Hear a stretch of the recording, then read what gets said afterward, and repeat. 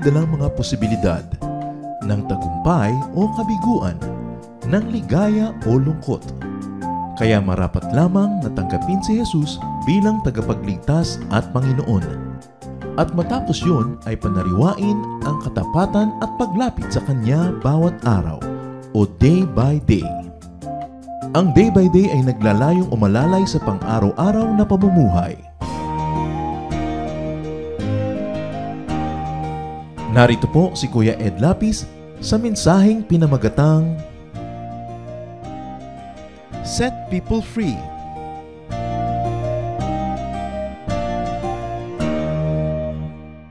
Why is freedom so precious and so important? Because people can dominate and can control others for selfish reason.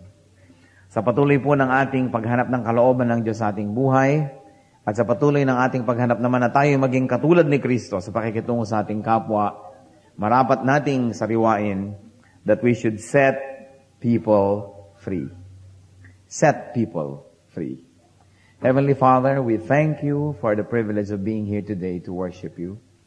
We thank you, Lord, for the privilege of health, and thank you, Lord, for the privilege of freedom. Salamat, may kalayaan kaming lumapit sa inyo. May kalayaan kaming umawit, sumayaw, magbigay ng papuri, gumawa ng musika. Salamat at may kalayaan kami, Panginoon, na basahin ang iyong salita at pag-aral at ituro ito. Thank you, Lord, for the freedom of mobility that you give us. And thank you, Lord, for the many forms of freedoms that you allow us to enjoy. Now, Father, may you speak to us. Sa aming kagustuhan na lalong maging kawangis ng iyong anak na si Jesus, pakaturuan niyo nga po kami. Cleanse us from all our infirmities, cleanse us from all our sins, cleanse us, all, Lord, from all things that may hinder your blessing. Wash us with the blood of Jesus. Turuan niyo po kami, Panginoon, lumapit sa inyo. At sa paglapit namin na ipaliwanagin yung mukha sa amin, pakita niyo sa amin ang aming kalagayan, turuan niyo nga po kami, ituwid, at kayo, Panginoon, ay madakila. Hinihiling namin na kayo ang maging tagapagsalita. We have not gathered to hear a human voice, but your voice. So we pray, Father, that you may speak to your people. Use your servant as your footstool. May we lift up your name. And in the name of Jesus, we reject and rebuke all work and all presence of evil. And we ask you, Holy Spirit, lead us, anoint us, empower us to hear and to see. We seek you, Father, confident that you hear, as we ask in Jesus' precious, beautiful, and mighty name. Set people free. At siguro sa umpisa pa lang, sa pamagat pa lang, meron na tayong mga taong naiisip na dapat nating bigyan ng ganitong regalo. Freedom. Who to set free? Sino ba ang dapat palayain? Sino ang dapat bigyan ng kalayaan? Unang-una, people that we manipulate, people we dominate, people we control for selfish reasons, for selfish gain, to suit our personal taste, our desires, and our agenda. The people who are under our influence and power, at kung ano man yung influence natin yan, maybe physical, maybe talagang malaki ang inyong katawan, at kayang-kaya nyong kontrolin yung mga nasa paligid ninyo, ang asawa nyo, kayang-kaya nyo talagang takutin, kung sino man yon. Maybe it's financial. Mga taong umaasa sa atin, binibigyan natin ng tulong, tinutustusan natin ang mga pag-aaral, binibigyan natin ang pambili ng gamot, ang pang-budget nila sa pagkain. People who are dependent on us can easily be controlled and manipulated. People who are under our social power. Maybe we are a social mover, and there are people who are dependent on our graces for their social mobility as well. And people who are under our emotional power. People who are beholden to us, people who love us, that we can so easily abuse. Napakarami pong uri ng kapangyarihan, subalit dapat nating alalahanin na lahat ng kapangyarihan ay nagmumula sa Diyos. Sapagkat siya ang tunay na pinanggagalingan ng tunay na kapangyarihan. At ang lahat ng kapangyarihan ay pahiram lamang para magamit natin to manage the planet, to love people, to minister to others. We are empowered by God so we could deliver services and love and care, not abuse people. But sadly, the God of this world has darkened the minds of many people, and we have learned to misuse power and influence. Life is God's premium gift to us. Life is God's most precious gift to us. But life, when lived against one's own will, especially if it is lived only to serve the will of someone else, becomes a waste. Bawat tao, bawat nilalang ay binigyan ng buhay. Ang buhay na ito ay marapat ipamuhay ayon sa kalooban ng Diyos. Kalooban na kanyang ipinapahayag sa pamamagitan ng pagbibigay sa atin ng iba't ibang mga spiritual gifts, iba't ibang skills, iba't ibang kakayanan, sapagkat niloob ng Diyos na sa mga kakayanan na yun, tayo mabubuhay. Binigyan tayo ng iba't ibang talino, para yung talinong yon ang maging papel natin sa buhay, sapagkat hindi pwedeng lahat ng tao ay pare-pareho ng ginagawa, pare-pareho ng iniisip. Kaya binigyan tayo ng pagkakaiba-iba. That's why the gift of freedom for people to be able to be what they are, to be what God meant them to be, is one of the greatest gifts. Hindi yung hindi na nga marunong sa math, pinipilit pa natin mag-accounting. Hindi yung hindi na nga mahilig sa mga numbers, ang ipipilit mong kurso, engineering. The gift of freedom to choose one's course, dependent on one's talents and inclinations, is one of the greatest gifts we can give to our children and to people that we send to school. Na hindi ko mo tayo nagpapaaral, tayong matusunod kung anong dapat nilang pag-aralan, sapagkat matagal na tayong namatay, ay dala-dala pa nila sa buhay nila kung ano yung pinag-aralan nila, at kung yun ang naging trabaho nila, ay magiging trabaho nila habang panahon. Isa namang napakalaking kalungkutan na yung trabaho mo, hindi yun ang pinakamagaling kang pwedeng gawin. There was a time when I was wanting to shift. I was in agriculture at gusto ko mag-shift sa Mascom. Sabi ng tatay ko, give me one good reason why you should shift. Sabi ko, isa lang ang math. Yun lang, isa lang ang math. Give me one more. Isa lang ang chemistry. Yun lang. Sabi ko, Dad, that's everything. Sabi niya, pwede ka naman mag-culture. Meron ka namang talent. Pwede mo namang gawin. Pwede naman talaga, Dad. Pwedeng pilitin. Probably, I'll only be a third-class agriculturist. Why don't you give me a chance to be a first-class something? Yung talagang gusto ko, yung naka-incline ako. Buti na lang sabi ng tatay ko, kahit ibang terminology, supportahan ta ka. Gusto mo palang ganito, di ganyan. Freedom. It's important. Pag ang buhay ng isang tao, ipinamuhay niya para lamang sa kagustuhan ng iba, kahit pa magulang niya yon, asawa niya yon, anak niya yon, sayang ang buhay niya. Kasi bawat buhay ay may itinakda ang Diyos na dapat maganap, dapat matupad, dapat mangyari. At bawat buhay ay binigyan niya ng kakayahan, ng talento, para yun ay mangyari. Kaya tinitingnan natin, ano bang kakayahan mo? Ano bang inclination mo? Kung saan ka ba naman nakahapay, edi doon bumuwal. Dahil doon talaga ang nature. Basta't ang sinusunod natin, yung godly nature, hindi yung evil nature na sinusunod. Yung, kung creative ka, di sige, doon ka sa creative pursuits. Mahilig ka sa objective concerns, o ito ang dapat mong ginagawa. Kung ano din dapat ang ating kakayahan, yun ang trabaho. Nalulungkot po ako dahil napakarami mga tao, parang hindi na yata madedevelop yung fullest personhood dahil sa trabaho napalagay sa kanila. Hindi ko naman nilalait. In fact, mabuting at may trabaho ang tao, pero nalulungkot din ako para sa mga taong halimbawa, yung nagbibigay ka ng ticket sa toll gate. Yung, okay, trabaho, kumikita tayo, pero tingnan may dumadating na malaking truck na nervyos ka, baka kasuyurin. Baka hindi makapreno. At saka sa katagalan, baka humaba yung kaliwa mo ng kamay kasi yun lang ang gumagalaw. Yung hindi na sila pantay. Siguro naman may nilikha pa ang Diyos ng mga ibang mga trabaho para sa Kanya. So siguro maganda, hindi yun ang permanent trabaho habang buhay. Yung mga habang wala lang. Pero wala naman sigurong nangarap na yun ang maging trabaho. O yung mga takilyera halimbawa dun sa mga takilya ng sine na ang init-init. Mabutit may trabaho at humahanga tayo sa mga tao nagtatrabaho kahit hindi nang gusto nilang gawin. Pero yun lang kaya ang kalooban ng Diyos para sa nila lang maire? Bakit siya binigyan ng kung ano-anong mga karunungan, kagandahan? Para lang ba doon?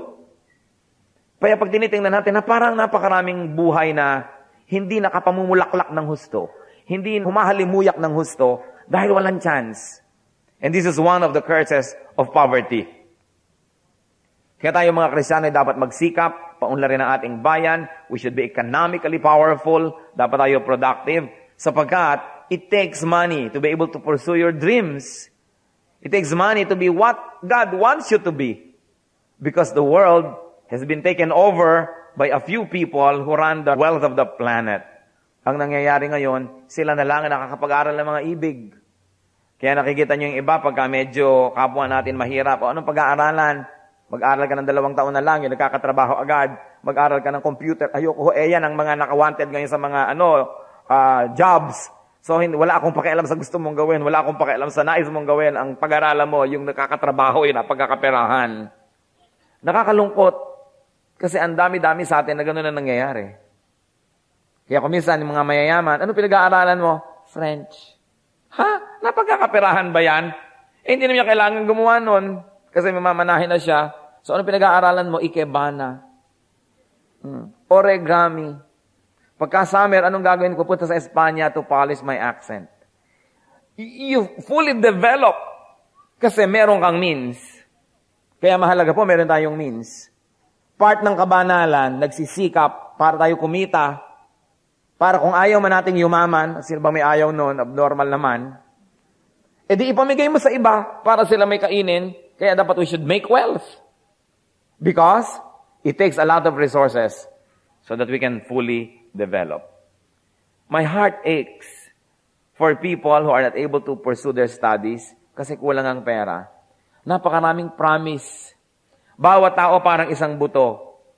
Nandun na yung ugat, nandun na yung sanga, nandun na yung bulaklak, nandun na yung bunga. Pero buto pa lang yon.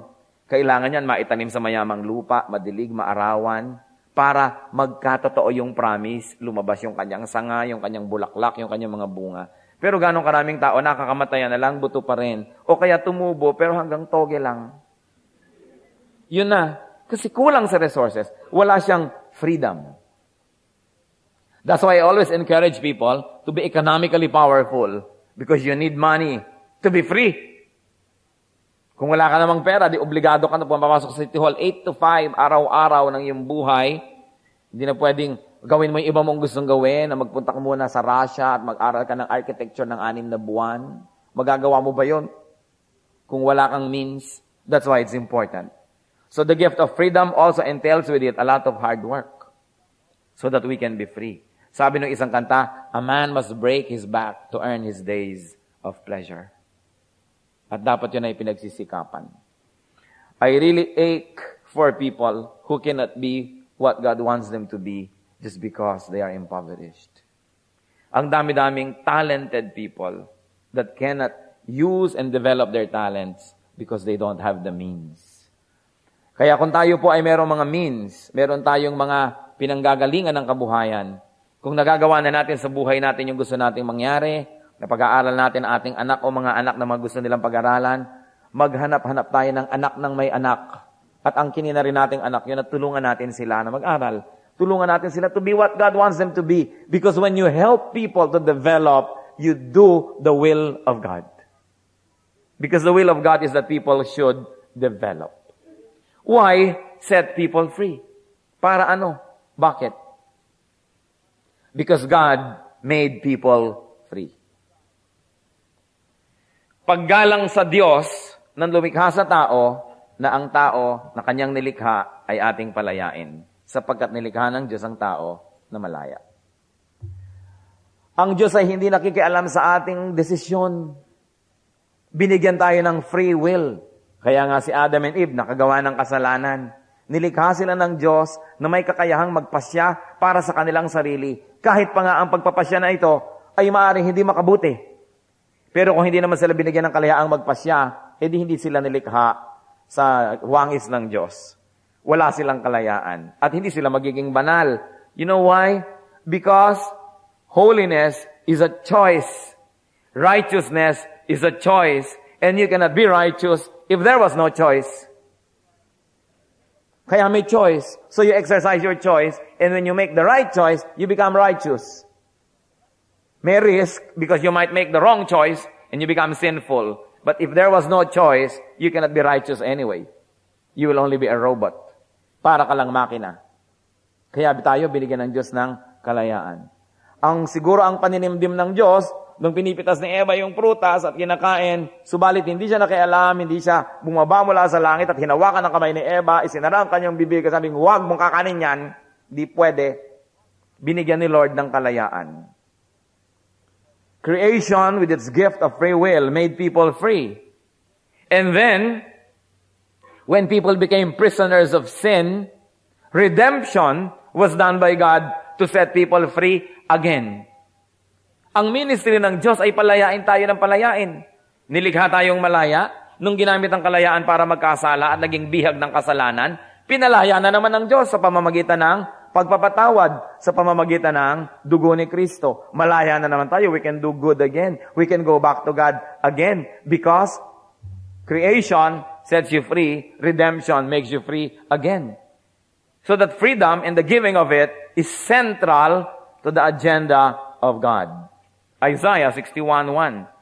The Spirit of the Sovereign Lord is on me, because the Lord has anointed me to preach good news to the poor. He has sent me to bind up the brokenhearted, to proclaim freedom for the captives, and release from darkness for the prisoners. Ayon ng Panginoon, ang may mga nakukulong na ganyan, gusto niya ang tao mga malaya, whatever level of application when you would like to use Isaiah 61:1 for. But the point is, freedom is important. Jesus is truth, and the truth sets free. John 8:36, so if the Son sets you free, you are free indeed. Of course, this is free to be godly, and freedom to be godly. But all in all, as we go back to the theme, freedom is important. Even the law of God is for freedom. Hindi tayo binibigyan ng law ng Lord para makulong, kundi para lumaya. Para malaman natin kung paano mamumuhay, at kung alam natin ang tamang pamumuhay, malaya tayo. Malaya tayo sa pag-enslave ni Satan, malaya tayo sa ating pagiging slave ng ating mga desires, malaya tayo sa mga gulo ng isip. Freedom when we obey the law. Psalm 119,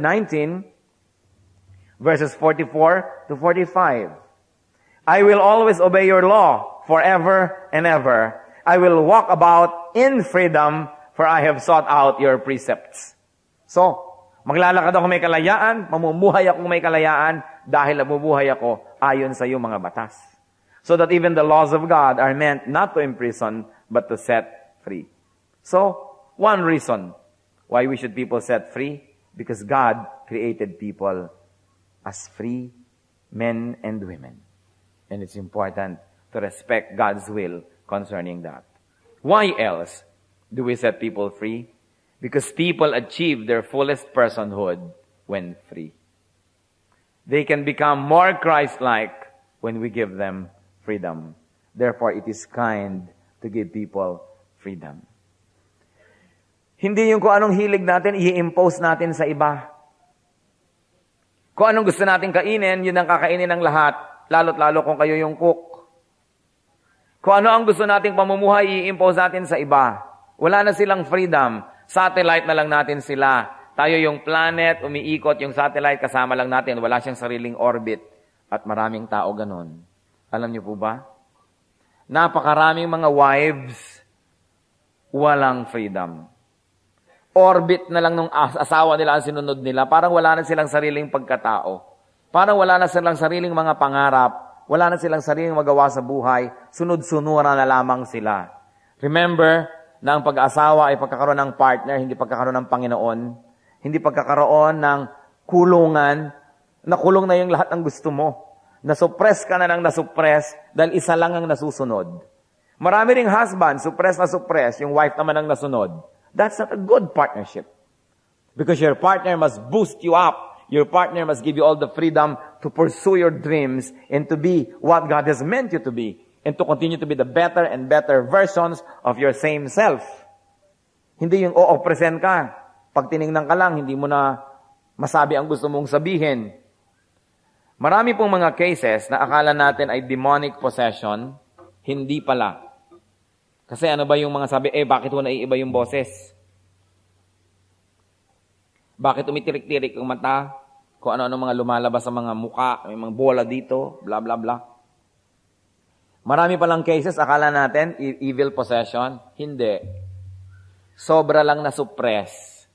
Kaya hindi makakita yung kanyang sarili, yung kanyang kalooban ng paraan para ipahayag yung totoo tungkol sa kanya. Kaya ayun, iniiba boses. Kumisan, minumura yung sariling ina. Kumisan, pinapagalitan yung mga tao kasi sa totoong buhay, hindi niya masabi yung gusto niya sabihin. Sa totoong buhay, hindi niya magawa yung gusto niyang gawin. Kaya gumagawa yung katawan ng paraan na maipahayag yung nasa kaloob-looban dahil yung tao suppressed. While there are genuine cases of evil and demonic possession, hindi lahat ng nakikita natin na gano'n na symptom, possession na nga.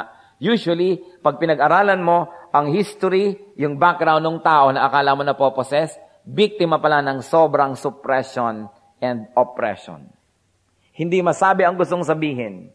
Hindi maipahayag ang gustong ipahayag. Hindi maibulalas ang niloloob. Lagi nilang suppressed at controlled ng iba.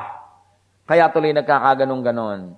Kumisan akala natin na babaliw na kasi hindi masabi ang gustong sabihin. Kaya nga, giving people freedom can be one of the greatest gifts. But we must, of course, differentiate between freedom and licentiousness. Na gawin mo kahit ano na lang. Hindi yon. Na magawa mo anything that does not oppose God's teachings. Halimbawa, gusto mo ibaro mo yung pink. Hindi naman pinagbabawal ng Diyos, di pink. Kaya lang, kung pumapasok ka sa bangko, siyempre may uniform yun. Hindi pag alis mo, after 5, mag-pink ka. Gusto mo yung buhok mo, nakatirek, nakatusok, nakatumpok. Wala naman sinasabi ang Diyos tungkol dyan na immoral yung ganong ayos. Di gawin mo. Puro tayo kasi suppression. Even parents have a tendency to suppress their children, not for the sake of the children, but for the sake of their image in the community. Kailangan ganito kayo. Baka may masabi mga kapitbahay natin. Kaya alam nyo, pinakamaraming rebeldeng anak ng pastor. Paano ang mga tao, wala nang ginawa kundi expectin yung mga anak ng pastor ng perfection. Hindi na sila maging human. Kaya tuloy, okay, sunod ng sunod habang kaya, tapos biglang sumasabog, nagiging rebellious. Kaya nagiging problema. There was one time, ang anak ko isinama ko sa aking mga speaking engagement mula sa atin hanggang Gumabe, kung saan, sa Cavite. At noong nagse-service, hindi na ito nakikinig, tayo halos ayaw tumayo at maliit pa, siguro 5 years old pa lang. At may ibang ginagawa, may kinukutkot. Ang sama ng tingin ng isang deacon, nung church na pinuntahan ko. Tumitingin pa sa akin parang, yan bang anak ng pastor? Bakit hindi yata nakikinig? Sabi ko, pang-5 service na niya yan. Pabayaan mo na. Napahiya tuloy dahil talagang panghigpit-higpit niya. Akala niya ipapagalitan ko yung anak ko. Pang-5 na naman, utang na loob. Kanina pa yan service ng service. Mahirap yung sobrang expectation natin sa ating mga anak. Lalong-lalo yung talagang hirap na hirap maging valedictorian. Yung pinipilit ng ina, kailangan first honor ka, sa ayaw mo sa gusto, sa kurot, sa reregaluhan kita, papaluin kita, basta. Kasi yung pala yung nanay, gusto akyat ng akyat sa entablado yung graduation. No? Natatalbogan niya yung ibang nanay. How much of what we want our children to do is really for them, and how much is for our image? Dapat natin siyasatin na ating sarili. Dahil baka naman, na-exploit lang natin ang mga bata para itaas pa lang ating sarili. In the end, it's not good for them. When I say freedom, and when I say control, what I mean is, yung pagkatao kinokontrol. Yun ang hindi marapat. Pero kung nasa stage of development and training, dapat kontrolin. Mga bata, kinokontrol talaga yan kasi training period. Yung mga tinuturuan ng skill, ng trabaho, ng knowledge, kinokontrol talaga yan kasi training period. Ang pinag-uusapan natin yung hindi training, talagang totoong buhay na. Halimbawa, mag-asawa kayo. Pati ba naman yung kakulay-kulayan ng isusuot ng asawa mo, kinokontrol mo, hindi na training period because life na talaga yan. Dapat naman yan ang bigyan ng freedom. I have seen many wives that are too concerned about their social standing that they make fools out of their husbands, correcting them in public, even in their mispronunciations, correcting every behavior para lang masabi ng mga taong, uy, si Mrs. at least alam pala niya ang etiquette kahit hindi alam ni Mr. Iko-correct niya in public para lang mapatunayan niyang alam ko actually yan. Kawawa naman ang mga asawa. Pagka naman nanigas ka, tumirik ang iyong mata at gumulong ka sa hagdan, ang dadampot sa iyo yung asawa mo, hindi naman yung publiko. Hindi yung concern ng asawa mo muna ang unahin mo bago yung publiko. Dapat yata tayong nag-iisip ng ganyan mga bagay. So we set people free because it is kind to set them free. Ano pa? You set people free because in the process, you become free yourself. Mahirap yatang magbantay ng kapwa. Mahirap magkontrol ng kapwa. At kung ang ginagawa lang nila dahil under natin ng control, paano kung hindi na tayo nakatingin? Gagawin na nila yung gusto nila. Di habang hindi tayo nakatingin at wala tayo, kakaba-kaba tayo, iisip-isip tayo, hindi tayo mapalagay. Bakit hindi hayaan ang likas sa mga taong ito ang gawin nila? As long as hindi yun masama. But we should not keep controlling people. What burden it is to control and watch over others. So, let people be different from you. Kung minsan kinokontrol natin dahil gusto natin uniform lahat ang tao, it will be a very boring planet if everybody was like you or like me. Mabutit iba-iba because our God is a God of variety. Our God is not a God of sameness. So talagang iba-iba ang gusto ng tao sa timpla ng kanilang kape. Bakit mo sila papakialaman kung anong gusto nilang timpla ng kape nila? Iba-iba talaga ang gusto nilang kulay o korte ng tasa. Ba't natin panghihimasukan? We should stop controlling people. Because God does not do it. And not even Satan can do it. Hindi binigyan at hindi kaya ni Satan na at least nagkaroon ng kapangyarihan na kontrolin ng tao. Nagkakaroon lang oras na yung tao ay pumayag ng pumayag sa kagustuhan ni Satan, tumanggap ng ibinibigay, may contract na. Therefore, nagkakaroon sila obligasyon. Kaya nakokontrol sila in a way. But without man's permission, not even Satan can control him. And God, even he can, does not. So why should you control another person? How are we to set people free? How? As long as moral law is not violated, as long as other people's well-being is not affected, then let people think. Payagan natin sila mag-isip. Kaya nga binigyan sila ng utak. Meron kasi mga tao, sila lang ang brain, everybody else is just arm and feet. Tagasunod lang, sila lang ang mag-iisip. Kumisan ganyan yung mga pamilyang tradisyonal na merong matriarch o patriarch na tinatawag. Pag sinabi ng lolang ganito, sunod na ang lahat. Pag sinabi ng biyanang babaeng ganon, sunod ang lahat. Kaya wala ka nang inabangan kundi sumakabilang buhay ang biyanan. Para ka makalaya. Gusto nyo ba yon na walang inaabangan ng tao kundi sumakabilang buhay kayo para sila makalaya? Let people think. It is a God-given privilege and even duty. Then let people speak. Payagan natin magsalita ang mga tao. Kahit pa nga ang sasabihin nila ay di sang-ayon sa ating mga pananaw. In fact, lalo pangat di sang-ayon, dapat nating lalong pakinggan. Kasi hindi naman common nakinig tayo, sumunod na nga tayo. Pero pag pinakinggan natin, pwede nating suriin, pwede nating salain, at pwede tayong mag-improve. Pwede mag-improve ang isang system. Pwede tayong umasenso lahat. Or, after listening, you can say, 100% I reject, but at least I listen. Pero kailangan makinig. We should permit people to speak. Kaya nga binigyan ng Diyos ang lahat ng dila at labi para makapagsalita. Isa sa mga nakikita kong dahilan, kaya maraming Pilipinong naaapi, sa workplace. Lampas na oras, nagtatrabaho pa, di makakibo. Na-abuse na. Pumasok na nurse sa isang ospital, pinaglilinis ng bubong ng building, naglilinis na rin. Hindi makakibo kasi hindi tayo tinrain kumibo. Tuwang-tuwa ang mga magulang, uy, marunong na siya magsalita.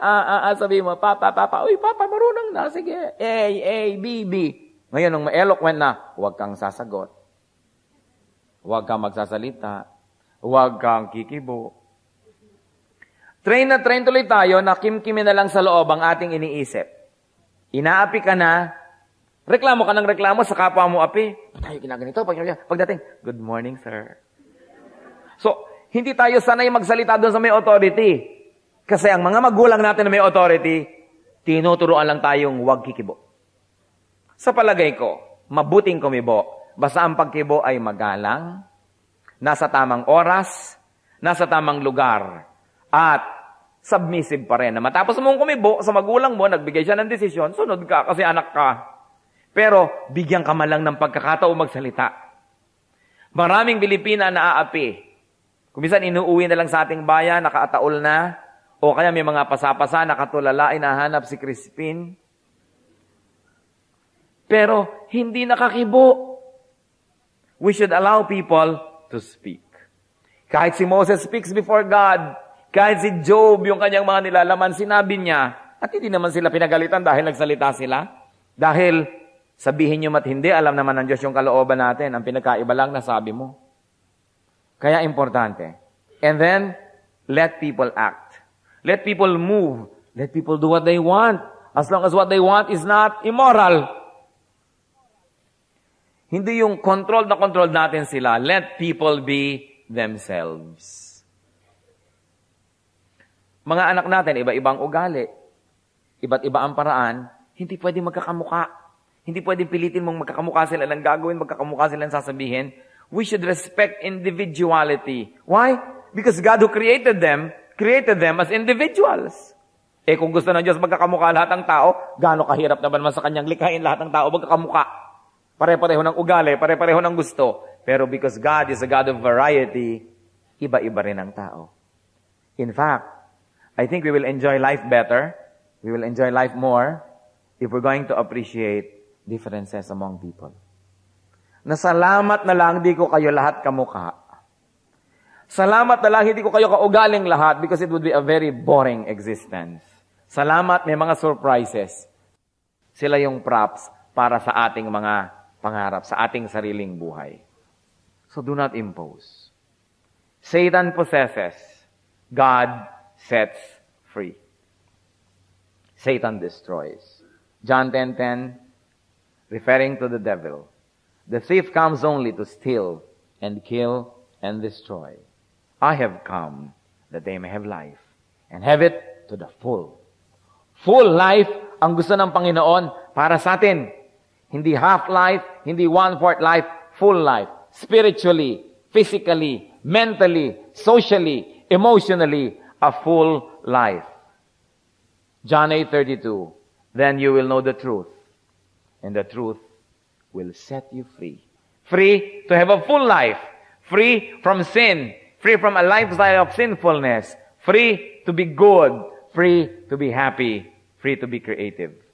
God gives people that kind of free will. But of course, with accountability. May accountability. May pananagutan, pero may kalayaan. God does not decide for people. Satan cannot decide for people. So why should fellow persons decide for others? Anong ginagawa natin? Nagbibigay lang tayo ng payo. Yung mga iba nagpapayo, pagka eto na uli yung may problema, ayoko na magpayo sa'yo, hindi ka naman sumusunod sa akin. Hindi naman ibig sabihin ng payo ay sundin ka eh. Ang payo ay, sa palagay ko, eto ang cause ng problema mo. 1, 2, 3. Sa palagay ko, ang mga pwedeng solusyon dyan, 1, 2, 3, 4, 5, 6, 7, 8, 9, 10. Then you choose. And I'll pray for you that you make the right choice. Pero hindi pag ang pinili mo, hindi kontra sa payo ko, ayoko na sa'yo. Hindi ka na ibig sabihin ng payo. Ang payo, kung baga magulo yung buhok, sinusuklay lang natin. Kung magulo yung kanyang isip, sinusuklay natin yung sitwasyon para lalo niyang maunawaan. Pinapanalangin natin siya, nagbibigay tayo ng mga suggestions, pero siya pa rin ang magde-decide. Napakahalaga nun. Kaya mahalaga that we should set people free to make their decisions.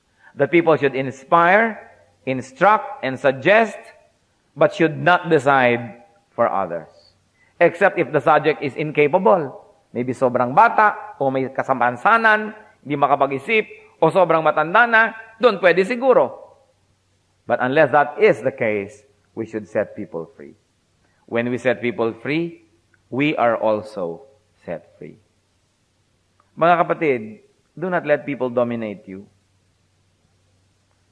Your life must be lived by you, not by others. Huwag kayong padumina sa iba.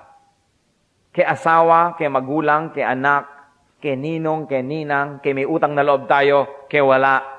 Magbayad-bayad tayo. Suklian natin ang kanilang mga kabutihan, pero hindi ibig sabihin ipeprenda natin sa kanila ating pagkatao at ang ating kinabukasan dahil lang may utang na loob tayo. Dahil ba't ka pa nagkautang na loob kung pagkatapos nun mawawalan ka na ng sariling buhay dahil susunod ka na lang sa kanya habang panahon?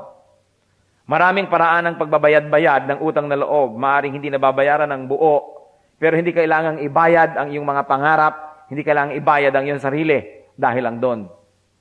Merong paraan para doon. Tungkulin mo sa iyong sarili at tungkulin mo sa Diyos na mabuhay kung paano ka nilikha ng Diyos at nang matupad ko ano yung kanyang nilalayon na maging pamumuhay mo. So titingnan mo kung paano ka nilikha, anong dapat mong gawin to improve, but live your life. Don't let other people live your life for you.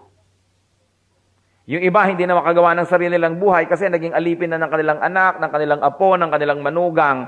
Tuwing na lamang may gustong gawin, hindi magawa. Kasi si ano. Paano ka yung buhay mo? You should do something to be free. Because God did not create you to be somebody else's slave. Duty natin sa lumikha sa atin yun. Sapagkat bawat buhay ay may misyon. Bawat buhay ay may katuturan. At bawat buhay ay may dapat marating. Subalit hindi mangyayari kung hindi natin bibigyan ng laya ang ating kapwa at ang ating sarili na sundin yung tawag ng Diyos para sa atin. Live as a free person. Freedom is your privilege and duty. Duty rin yan. Hindi dapat ipinapamigay. Do not play God over people's lives. And do not be more than God. As we have said, God does not even decide for us. So why should we decide for others? Give people the gift of freedom. Set people free. Let's bow before the Lord and think about these things. Mga kapatid, meron po bang tao na dinodominate nyo? Kinakaya-kaya nyo. Dahil kaya nyo. Alam nyo po ba na kayang-kaya tayo ng Diyos, pero hindi niya tayo kinakaya? Ginagalang pa rin tayo. Bagamat siya ibigay ng bigay, ginagalang pa rin tayo, meron pa rin tayong free will. Baka naman yung binibigyan nyo, nawala na ng free will dahil ang binibigyan nyo at kayo na nasunod. Dinaig pa natin ang Diyos. Nais kong hamunin ang lahat. Meron ba tayong dinodominate? Ini-impose natin ang sarili sa kanila. Kinokontrol natin para tayo lagi ang masaya, tayo yung satisfied. Gusto natin ang nasunod.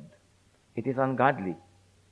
Because even God in His infinite powers does not do that. Sa ilang saglit ng katahimikan, tayo po'y mag-isip. Sariwain, sino ba mga taong kinokontrol ko? Ba't di ko sila pabayaan? Payagan natin sila, lalo't hindi naman masama, hindi labag sa kalooban ng Diyos, labag lang sa sarili nating taste.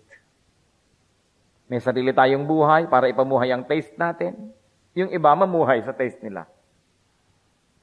Be alone with God and ask the Holy Spirit to ask the Holy Spirit to let you know if you are dominating someone or other people needlessly.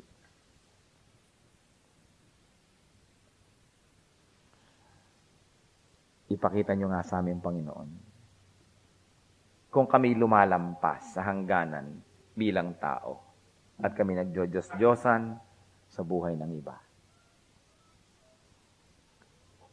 Kayo na Diyos mismo, di nyo kami kinokontrol. Lalo naman kami walang karapatang mangkontrol ng iba. Turuan nyo kami, Lord, na makapagbigay ng magandang halimbawa, makapagbigay ng mga panukala, mga suggestions. Pero huwag naming ipilit ang aming sarili sa iba. Kahit pa asawa, anak, magulang, kaibigan. Turuan nyo kami, Lord, to set people free. Because you set us free. At sa amin po ngayong pananahimik sa iyong presensya, ipakita mo rin nga po, Panginoon, kung kami na may pumapayag at sunod-sunuran na kontrolin ang iba. Turuan mo kami, Lord, na maging malakas, economically, emotionally, socially, para hindi kami maging umaasa lang sa iba. At nang sa gayon, hindi kami mapilitang sumunod na lang ng sumunod. Turuan mo kaming tumindig sa aming mga sariling paa. Turuan mo kaming maging masagana, kapakipakinabang. Turuan mo kami, Lord, na productive ang buhay. Na hindi kailangang umasa ng umasa na lang lagi sa iba. Tuloy nagiging tau-tauhan kami. Pakita mo sa amin, Lord, yung dignity na ibinigay mo sa tao na dapat ay nasa aming lahat. Turuan mo ang mga kapatid ngayon, Panginoon. Kung sakali man na merong nadodominate, kung paano palalayain ang sarili sa iyong tulong. Kung ano mga hakbang na dapat gawin, mga hakbang na kalugod-lugod sa inyo, katanggap-tanggap sa inyo, para makalaya. At nawa, Panginoon, muli, Maalala namin sa tuwina to give the people the gift that you gave us, the gift of freedom. And as we do that, Father, may it be an act of worship. May it be an act of submission to you. And may it be an act of respect. Turuan kami, Lord, po ninyo na igalang kayo. Na huwag namin kayong lampasan sa inyong authority. Na huwag namin kayong daigin pa. At nawa, Panginoon, sa pagpapalaya mo sa amin at sa pagpapalaya namin sa iba, lalo namang maganap ang maganda mong kalooban sa bawat isa sa amin. Teach us, Lord, to reflect on ourselves and our own errors. Bigyan mo kami ng teachable spirit so that we may be corrected. At kung may mga tao kaming pinagkamalian, sobrang nakawawa, turuan mo kaming maging mapagpakumbaba, ituwid ang aming mga pagkakamali. At kung kinakailangan humingi ng tawad, ay humingi kami. Lord, we are not gods. Teach us that all the time. Correct our tendency to play God over other people. Pinupuri namin kayo sa kalayaan na binigay niyo sa amin at maaari namin ibigay sa iba at maging sa aming sarili. Sa pangalan lamang ng Panginoong Yesus.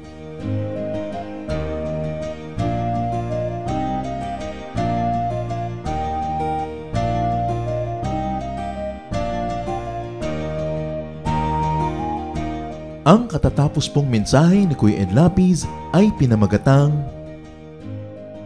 Set People Free.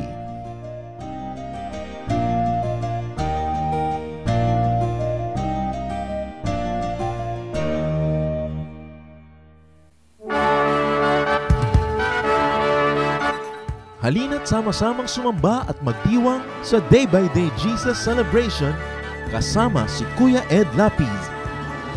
Bulwagan ng Panginoon, PICC, one Sunday a month, Philippine International Convention Center, Rojas Boulevard, Pasay City. All other Sundays, sa mga day-by-day mini-bulwagan ang pagtitipon. Para sa buwan ng Pebrero, gaganapin ito sa February 9, 2025.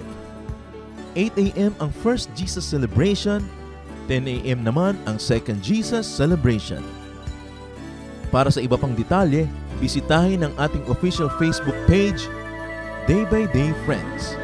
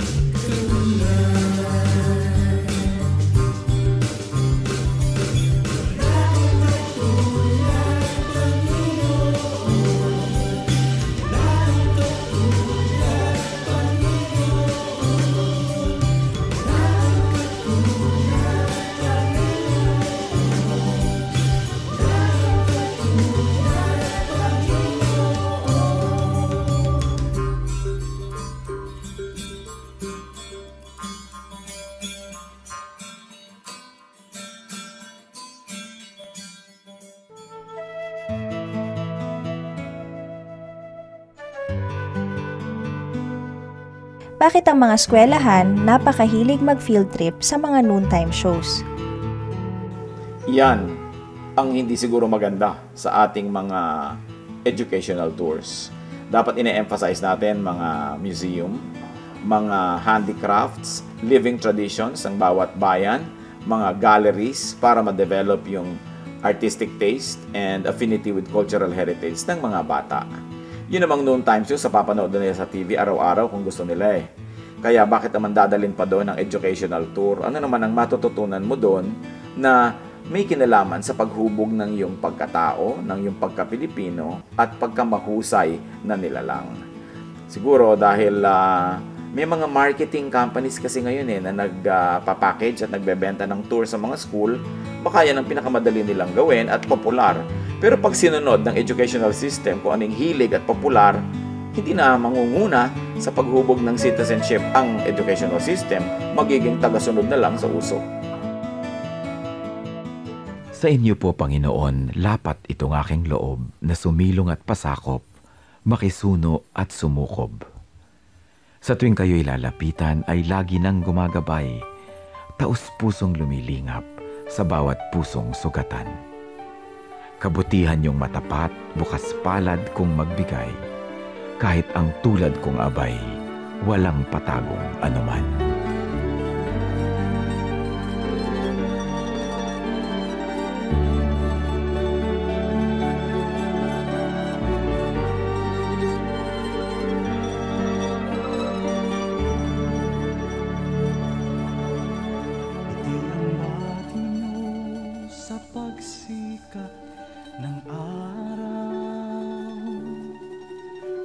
Sa karilagan ng takip silim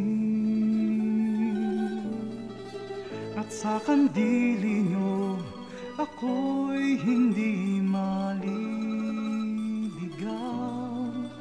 Latnan man ng unos sa lalim ng dilim.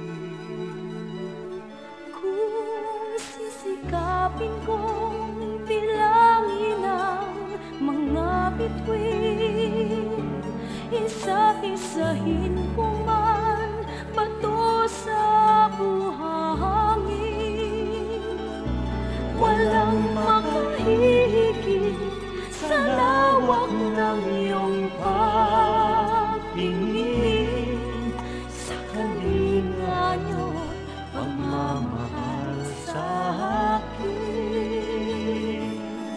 Alleluia, Alleluia, Alleluia, Alleluia, Alleluia, Alleluia, Alleluia,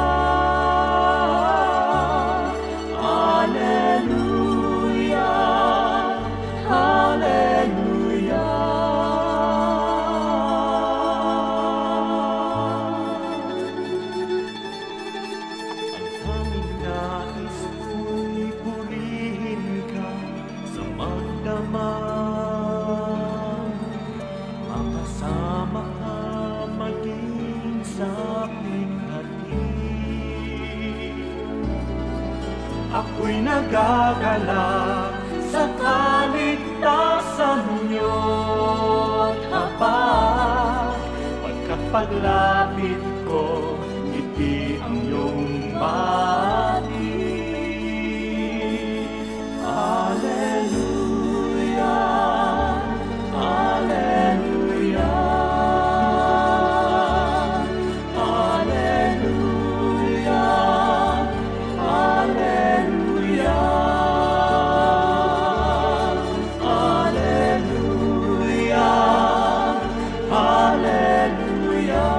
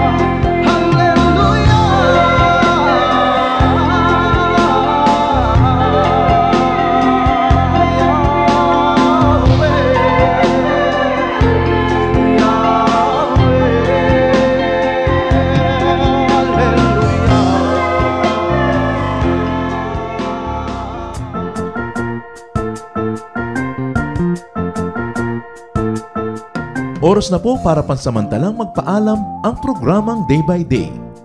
Tayo po'y magsama-sama tuwing ika-6 hanggang ika-7 ng umaga, araw-araw.